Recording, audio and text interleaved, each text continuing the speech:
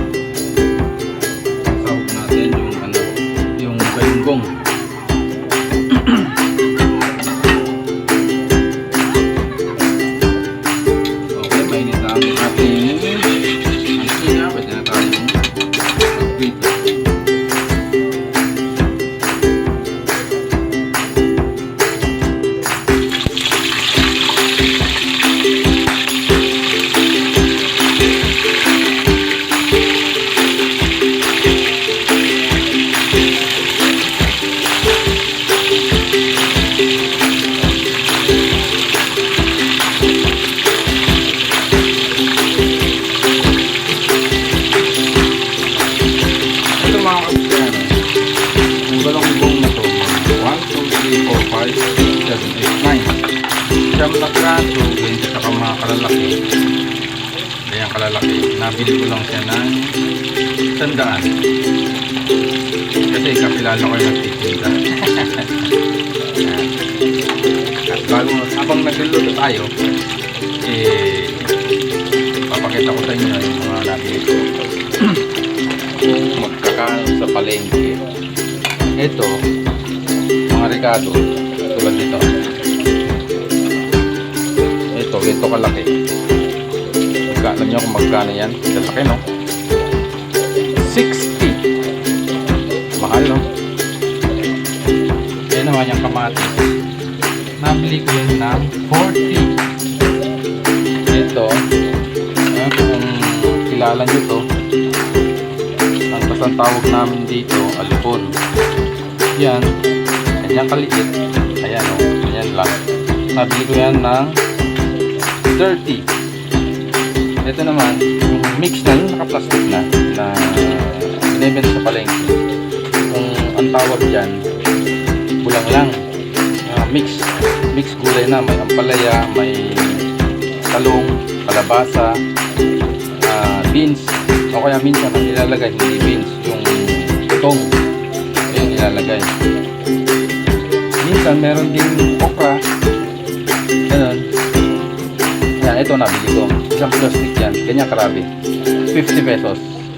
Ito naman, nabili ko rin yan. Green peas. Nabili ko yan ng 30.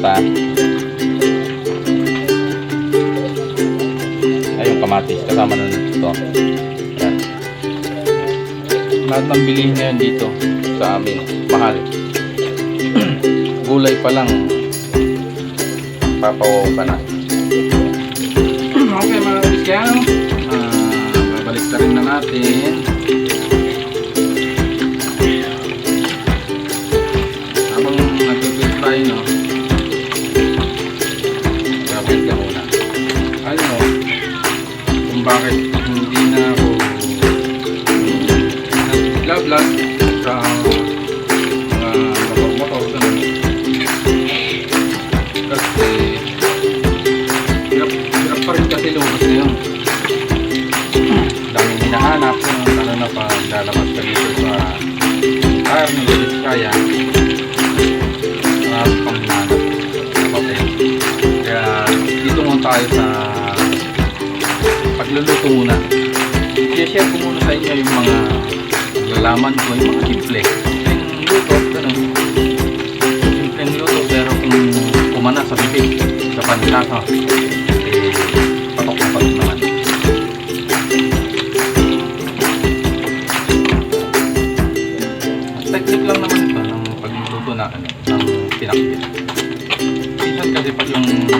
nagra-ride ako. Tapos kakain kami sa restaurant. Yung mga minsan gusto kong magkulan ng mga gulay ng pakbet. Bumili ako ng mga pakbet. Tapos mga benta nila sa mga restaurant kulang-kulang sa panlasa mo. Kasi nga, pag restaurant kasi binibitin yung mga rekado, gano'n, mga panlasa, gano'n. Hindi ka tulad ng lutong bahay. Talagang sulit. Ako, marami. Sulit ang rekado. Ganyan, marami. Sulit ang rekado. Saka isa pa. Ito ang magpapasarap sa pinakbet. Marami kamatis. Ito yung pinaka number 1 na magpapasarap. Maraming kamatis. Saka tataka kaya kung bakit pakbet dapat pork, diba? Ito, natutunan ko rin ito sa nanay ng mama ko. Sa luto ka rin. Kita. Pwede rin tilapia. Masarap din siya. Mamaya tikman nyo. Kung matitikman nyo. Okay. Ito.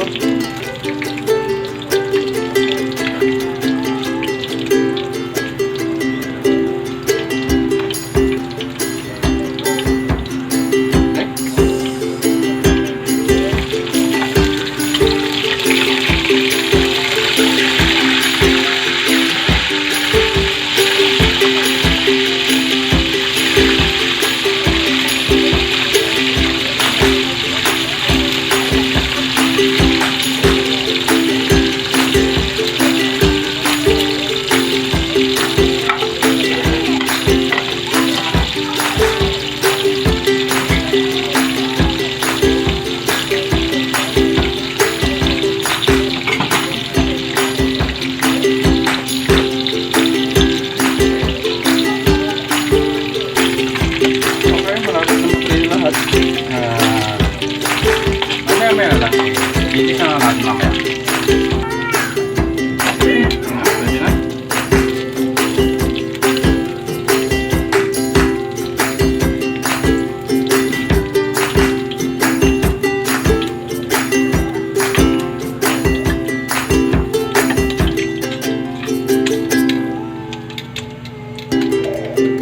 Pero hindi na natin nilisan.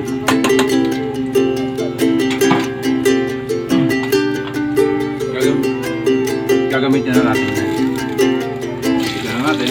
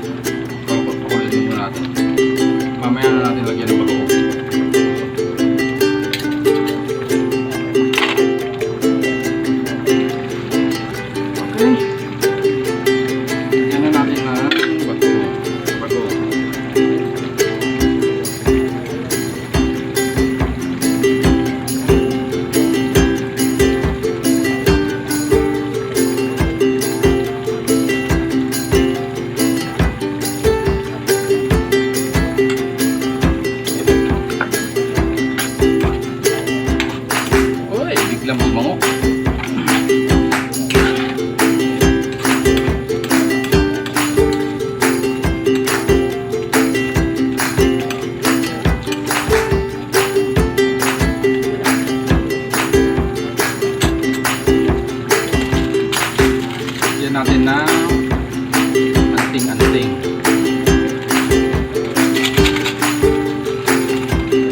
Sa Tagal, sa English, magic.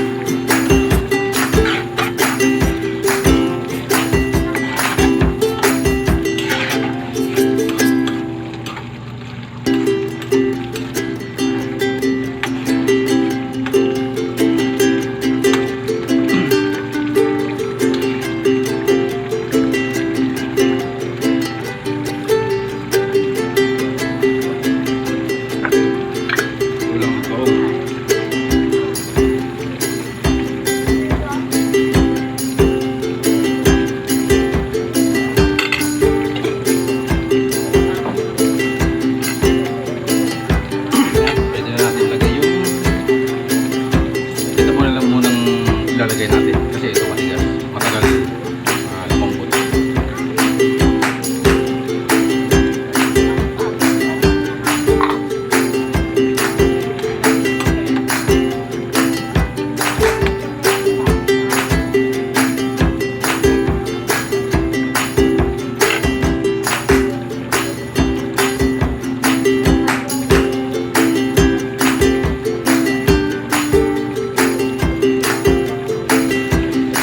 Pwede natin ilagay ito. Siguro malambot na rin siguro yan. Medyo lang.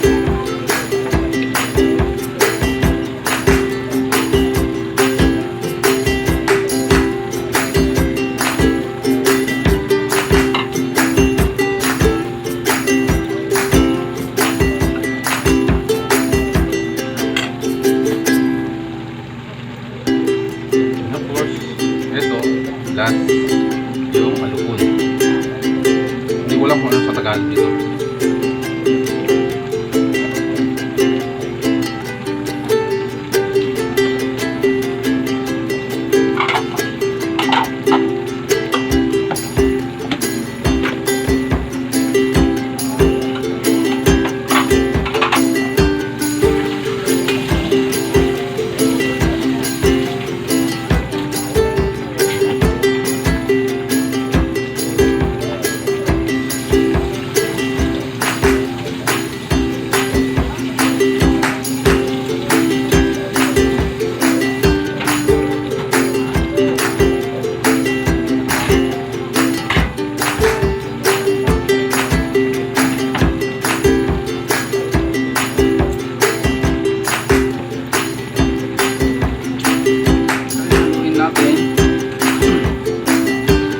Nasa ibabaw maluluto din.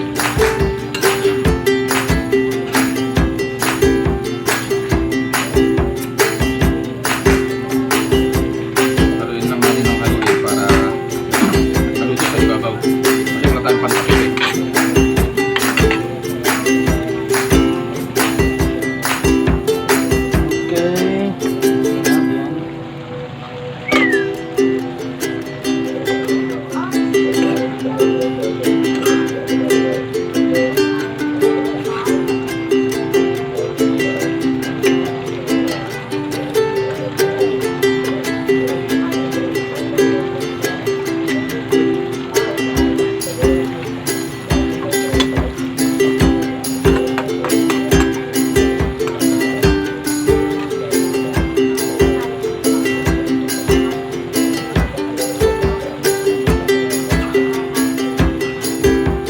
Sarap.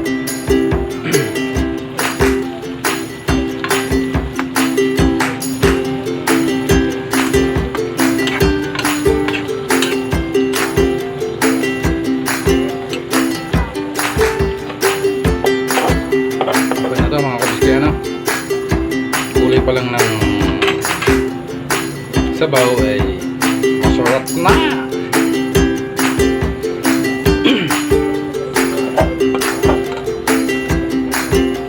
Okay mga kabiskayano, kung nagustuhan nyo naman ang aking mga video, please lang po, pakipindot lang naman po yung notification bell at subscribe.